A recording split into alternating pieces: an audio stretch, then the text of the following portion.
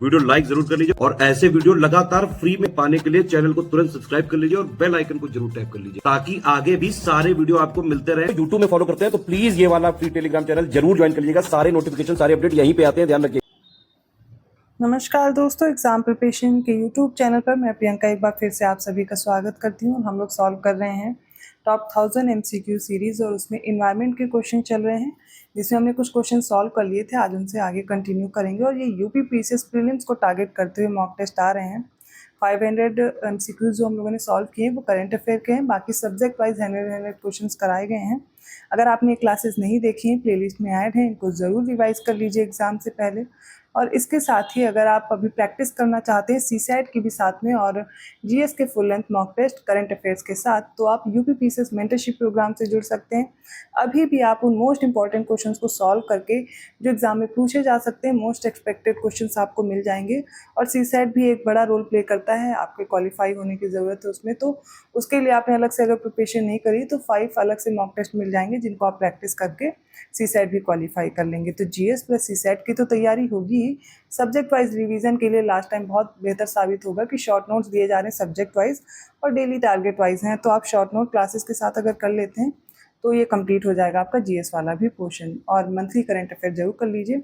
इसके अलावा अगर आप पेड कोर्स में नहीं ज्वाइन हो पा रहे हैं तो आप स्टडी फॉर सिविल सर्विसेज का जो मेन चैनल है वहाँ से आपको करंट अफेयर, मिसलिनियस, पापा वीडियो, इन सबको ज़रूर देख लेना। इसके साथ साथ साइंस, इन्वायरमेंट और जिनसे क्वेश्चन ज़्यादा पूछे जाते हैं और कम समय में आप अच्छे से तैयार कर सकते हैं तो उनको भी कर लीजिए।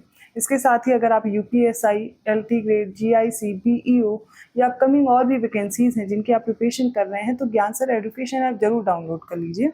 उसमें आपको प्रैक्टिस बैच और उसके साथ साथ आपका कंप्लीट कोर्स भी मिल जाएगा। मात्र 49 रुपये में यूपीएसआई का प्रैक्टिस बैच मिल रहा है।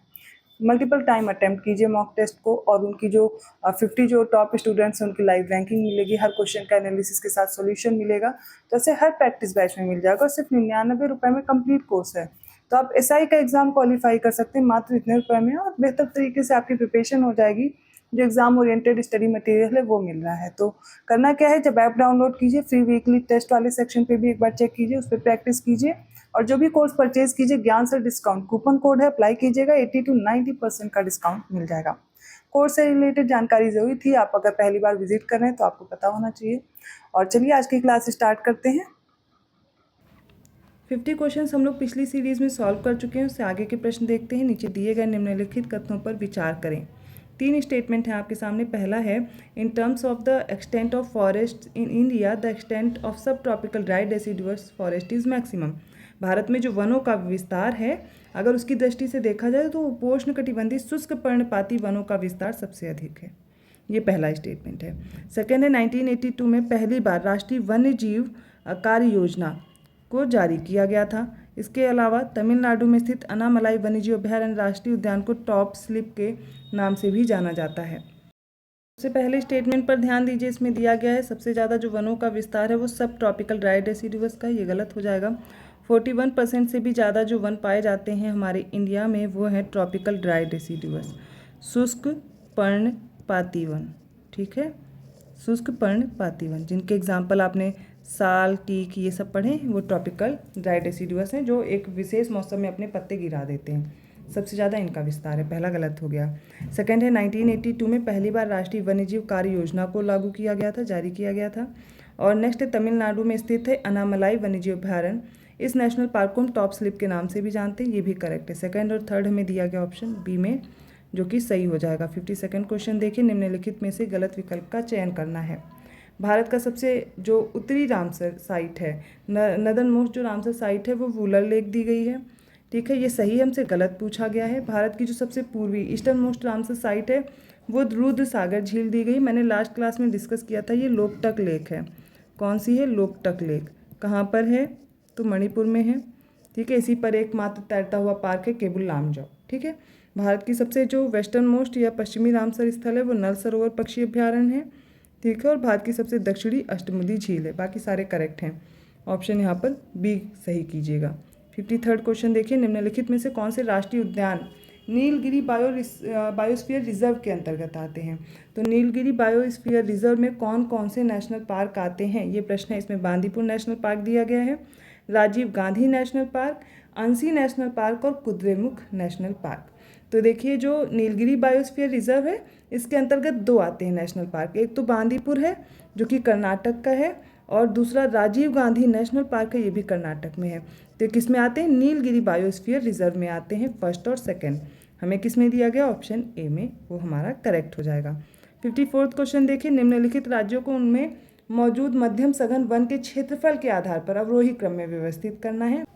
ये 2021 का दिया गया है, जिसकी जगह पे हमें अब 2023 का पढ़ना है और यहाँ पर हम 2023 से रिलेटेड जो ICFR रिपोर्ट है कुछ फैक्ट्स लर्न करते हैं, ठीक है।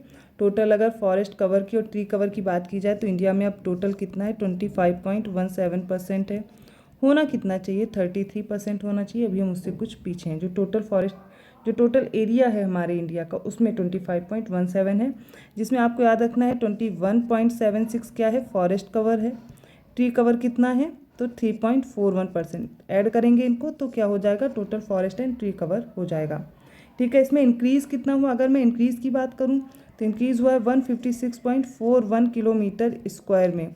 ये इतना कवर जो फॉरेस्ट कवर है वो इंक्रीज़ हुआ है 2021 की रिपोर्ट के अकॉर्डिंग। अगर हम देखते हैं सबसे ज़्यादा जो इंक्रीज़ हुआ है फॉरेस्ट कवर में वो सबसे पहला है छत्तीसगढ़, ठीक है। दूसरा सबसे ज़्यादा कहाँ इंक्रीज़ हुआ है? यूपी में। थर्ड है उड़ीसा, ठीक है। हम बात कर रहे हैं जो इंक्रीज़ हुआ है ट्री कवर में, ठीक है। ट्री कवर की बात होगी तो यूपी का इसलिए मैंने डिस्कस कर लिया, यूपी से प्रश्न बन सकता है क्योंकि यूपी के बारे में आपको पता होना चाहिए। अगर स्टेट की बात करें सबसे ज़्यादा फॉरेस्ट कवर कहाँ पर है तो मिज़ोरम में, आप सभी को पता होगा। परसेंटेज वाइज सबसे ज़्यादा फॉरेस्ट कवर कहाँ है? मिज़ोरम में। अगर यूटीज़ की बात की जाए तो कौन सा हो जाएगा? लक्षद्वीप। लक्षद्वीप में आपको ये पता होना चाहिए मिज़ोरम से भी ज़्यादा है, 91.33% है इसके टोटल एरिया का, ठीक है। इतनी सब चीज़ें आपको पता होना चाहिए। और तीसरे नंबर पे कौन आ जाता है? अंडमान निकोबार आ जाता है, मिज़ोरम से कम है। इतनी चीज़ें याद रखिएगा। इसके अलावा अगर मैं एरिया वाइज बात करूँ सबसे ज़्यादा कहाँ पर है फॉरेस्ट कवर तो हो जाएगा, आपको याद रखना है MP, एरिया वाइज और परसेंटेज वाइज। तो ये कुछ 2023 की रिपोर्ट के अकॉर्डिंग फैक्ट्स थे जो मैंने डिस्कस किए। चलिए आगे बढ़ते हैं। 55वां क्वेश्चन देखिए, इसमें क्या पूछा गया है? उस सही क्रम का चयन करें जो राज्यों में मैंग्रोव आवरण के क्षेत्रफल को घटते क्रम में दर्शाता है, ठीक है। यहाँ पर आपको बाकी सब चीज़ें नहीं याद करनी है, इसको हम लोग स्किप करते हैं। यहाँ पर जो आपसे अब प्रश्न बन सकता है वो कैसा बन सकता है? तो सबसे ज़्यादा कहाँ पर है? वेस्ट बंगाल, फिर गुजरात में है, ठीक है। सबसे ज़्यादा मैंग्रोव कवर। और आपको ये पता होना चाहिए इस बार जो मैंग्रोव कवर है वो घटा है या बढ़ा है, ठीक है। इस बार की जो रिपोर्ट में आपसे पूछा जा सकता है और ये आंसर आप लोग कमेंट करके बताएंगे कि इस बार फॉरेस्ट कवर तो मैंने बता दिया, डिस्कस कर लिया, लेकिन मैंग्रोव कवर के बारे में आपको बताना बढ़ा है और घटा है। और अगर बढ़ा है तो किस स्टेट में बढ़ा है, घटा है तो कहाँ घटा है, ठीक है। इसके बारे में आप बताएंगे। अब आगे देखते हैं। अगला क्वेश्चन ध्यान से देखिए, भारत वन स्थिति रिपोर्ट जो 2023 है इसके संबंध में गलत विकल्प का चयन करें। तो कुल फॉरेस्ट कवर कितना है? दिया गया है 4992 किलोमीटर स्क्वायर। तो इस बार की रिपोर्ट के अकॉर्डिंग कितना? 4991.68 लगभग इतना है, ठीक है, जो कि हम कंपेयर कर रहे हैं पिछली वाली रिपोर्ट से। इसके अलावा आपको पता होना चाहिए यहाँ पर मैंग्रोव कवर जो है वो इंक्रीज़ हुआ है, कितना हुआ है? तो 16.68 स्क्वायर किलोमीटर जो इंक्रीमेंट हुआ है उसको भी याद रखना है। इसके अलावा जो टोटल एरिया है मैंग्रोव का उसमें इंडिया का टोटल जो ज्योग्राफिकल एरिया आता है वो 0.15% आता है, याद रखिएगा। सबसे ज़्यादा कहाँ पर है? तो पहला वेस्ट बंगाल, सेकंड गुजरात में याद रखिएगा, थर्ड अंडमान एंड निकोबार को याद रखिएगा, ठीक है। अगला क्वेश्चन ध्यान देखिए, जो नई रिपोर्ट आई है उसके अकॉर्डिंग बताना है फॉरेस्ट कवर परसेंटेज में सबसे कम कहाँ है? नागालैंड, मणिपुर, मेघालय और अरुणाचल प्रदेश में से बताना है, ठीक है। देखते हैं एक करके। सबसे ज़्यादा कहाँ है? मिज़ोरम में है, फिर अरुणाचल प्रदेश में है, उसके बाद मेघालय याद रखिए, मणिपुर, देन नागालैंड। तो सबसे कम कहाँ पर हो जाएगा? सबसे कम नागालैंड में है, ठीक है। क्वेश्चन देखते हैं क्या पूछा गया है। नीचे दिए गए विकल्पों पर ध्यान दीजिए। दो स्टेटमेंट हैं। रूस के सेंट पीटर्सबर्ग में 2008 के दौरान विश्व के पहले बाघ बचाओ सम्मेलन का आयोजन किया गया था। सेव द टाइगर कॉन्फ्रेंस कब हुई थी? 2010 में। तो पहला गलत हो गया, गलत पूछा गया है। सेकंड देखते हैं, बॉटनिकल सर्वे ऑफ इंडिया द्वारा भारतीय वनस्पतियों के लिए रेड डेटा बुक का प्रकाशन किया जाता है। सेकंड करेक्ट है। हमसे गलत पूछा गया है तो ऑप्शन ए सही उत्तर होगा इसका। 59वां क्वेश्चन देखिए, नीचे दिए गए निम्नलिखित कथनों पर विचार करें। तो पहला स्टेटमेंट है, डॉक्टर वोलकर की सिफारिश पर भारत की पहली वन नीति 1894 में तैयार की गई थी, सही है। स्वतंत्र भारत की जो पहली वन नीति है वो 12 मई 1952 को तैयार की गई थी। ठीक है। 7 फरवरी 2003 को राष्ट्रीय वन आयोग के गठन की अधिसूचना जारी की गई। तीनों स्टेटमेंट करेक्ट हैं, इनकी डेट याद कर लीजिएगा, क्रोनोलॉजी में भी आ सकता है। ठीक है। अगला प्रश्न देखते हैं। नीचे दिए गए निम्नलिखित कथनों पर विचार करें। पहला तो वर्ल्ड वाइल्ड लाइफ फंड, ये कहाँ पर है इसका हेडक्वार्टर? ये है ग्लैंड, स्विट्जरलैंड में। ठीक है। और इसकी स्थापना कब हुई थी मैं वो भी बताते चलती हूँ, तो 1961 याद रखेंगे। कौन सा है? World wild life fund. इसका इस्टेब्लिशमेंट 1961 में हुआ। हेडक्वार्टर कहाँ है? ग्लैंड, स्विट्जरलैंड में। सेकेंड देखते हैं बेसल कन्वेंशन, इसकी स्थापना कब हुई थी? बेसल, स्विट्जरलैंड में 1989 में। ये भी करेक्ट है, दोनों सही हो गया। बर्ड लाइफ इंटरनेशनल, ये जिनेवा, स्विट्जरलैंड में इसका मुख्यालय है। बिल्कुल गलत हो जाएगा, ये कहाँ पर है? तो इसका कैम्ब्रिज यूके में है। ठीक है। यूके, यूनाइटेड किंगडम में कैम्ब्रिज में है। और इसकी स्थापना कब हुई? 1922 में। तो यहाँ पर अगर हम गलत देख रहे हैं तो तीसरा गलत हो गया है। सही कौन कौन से? पहला और दूसरा, ऑप्शन ए करेक्ट होगा। तो आज के इंपॉर्टेंट क्वेश्चंस थे। आई होप आपको समझ में आएंगे। किसी भी क्वेश्चन में कोई डाउट रह जाता है तो आप कमेंट करके पूछ सकते हैं। वीडियो अच्छा लगा तो लाइक करना मत भूलिए, चैनल को सब्सक्राइब ज़रूर कर लीजिए।